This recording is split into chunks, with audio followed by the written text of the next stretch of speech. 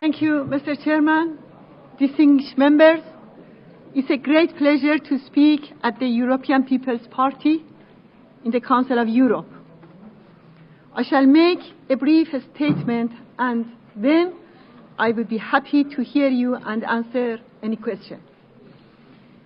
The world is still shocked by the tragedy of 7 and 9 January in Paris. Such crimes under the pretext of Islam has outraged world conscience and has nothing to do with Islam. Khamenei's personal representatives have expressed pleasure at the crime and blamed France for what happened. The Paris incident showed that extremism is not just a problem for the Middle East, but also for Europe and the world over. This menace must be confronted. But there are two fundamental questions. What is the root of the problem and how best to challenge it? In 1997, our movement warned the international community about the danger of this phenomenon and published a book called Islamic Fundamentalism is the New Global Threat. We stressed that Tehran is the epicenter of fundamentalism and that the mullahs will try to spread the war to Europe, but unfortunately, those warnings were ignored. We stressed on the need to confront religion's fascism and on separation of religion and state and democratic Islam as the solution of this phenomenon. The tragedy of 9/11 showed how realistic those warnings were. In December 2003, on behalf of the movement which first exposed Iranian regime's nuclear weapons program, I said that the danger of Iranian regime's meddling in Iraq is 100 times more than its nuclear weapons program. But that warning was again ignored. The result is what we see today. Today, I want to briefly discuss the strategy to confront fundamentalism, at the heart of which is the policy on Iran. Firstly, Islamic fundamentalism is an aggressive phenomenon. Public executions, stoning and gouging eyes in Iran, barbaric conduct of ISIS such as beheadings, ethnic cleansing, and genocide by militias in Iraq linked to Iran, and criminal attacks in Paris are all different aspects of the same war. The war of Islamic fundamentalism against humanity and all it has achieved. Secondly, this phenomenon was born in Iran with the rise to power of the mullahs. It was fed and promoted by the mullahs, both in ideological and material sense. Although differences and even competition among different groups of Sunni and Shi'i can be seen, but the concept of the Islamic Empire or Velayat Faqih was generated by Khomeini in today's world. Without the mullahs ruling Iran, scattered reactionary groups could not have the capacity and the opportunity to emerge as a destructive political force. Thirdly, it is a misguided notion that Sunnite fundamentalism is more dangerous than Shiite fundamentalism, and one could fight the former with the help of the latter, or to make any distinction between different brands of Islamic fundamentalism. This reflects the lack of understanding of this phenomenon and diverts attention from the main strategic threat to stability, namely the paramilitary terrorist groups affiliated to the Iranian regime in the region, because they have a state backing. Yes, because they have state backing. The Iranian regime strategy of spreading fundamentalism and creating a front of extremism is the root of the problem and the most dangerous strategic threat. The mullahs publicly brag about controlling for capitals in the region.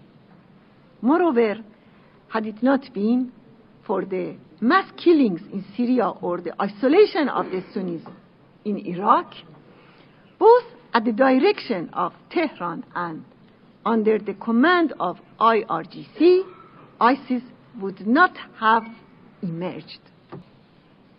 And as recently French President François Hollande said, if in 2013 Western governments reacted to the use of chemical weapons by Syrian dictator Bashar Assad, there would have been no ground for ISIS to emerge.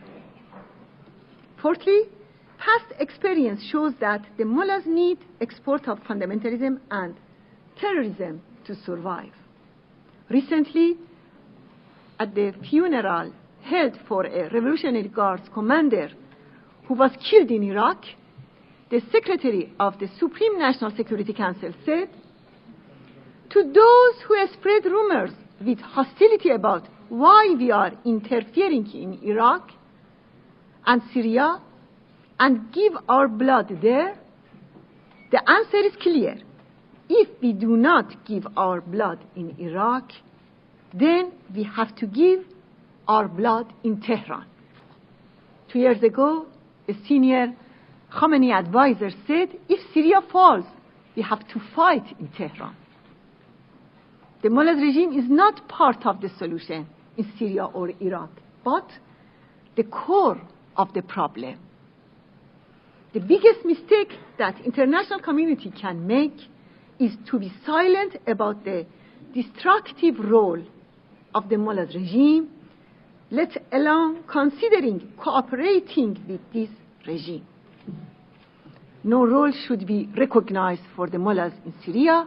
They must be evicted from Syria. All efforts must focus to oust Bashar Assad regime. This is the first and most viable step to destroy fundamentalism in the region.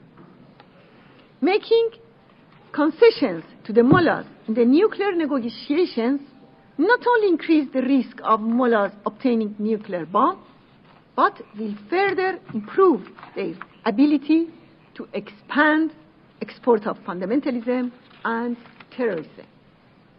Only under one condition the regime might abandon its nuclear weapons program: when the mullahs see that continuing the program is more costly for their survival.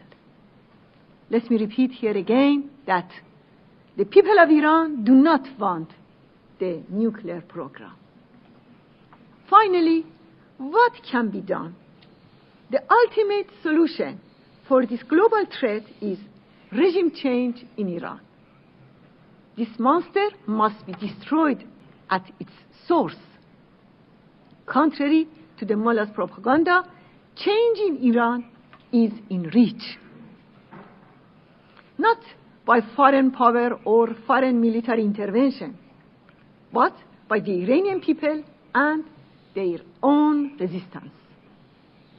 This is the key to resolving the Iranian problem, which the West has failed to understand. The regime domestically is in deep crisis. The people of Iran do not want absolute rule of the Velayat Faqih. They want freedom and democracy. They want free access to internet. They want gender equality. They want prosperity. They want regime change. The regime is in deep economic crisis. Corruption within the regime is decaying the country. More than 70% of the people are living under poverty line. Despite high inflation and unemployment, Rouhani has increased the budget for the Revolutionary Guards by 30% in his next fiscal budget. To bring about change in Iran, we do not need foreign intervention, but we call on all governments to reconsider their policy on Iran. Do not help the regime and do not legitimize it under the pretext of diplomatic or trade relations. Side by the Iranian people in the desire for human rights, democracy, and rule of law. The coalition of National Council of Resistance of Iran, with its composition, especially the presence of the PMI, which advocates a tolerant and democratic Islam, is the antithesis to Islamic fundamentalism. It is the political alternative for the tyrannical regime and cultural alternative to Islamic fundamentalism.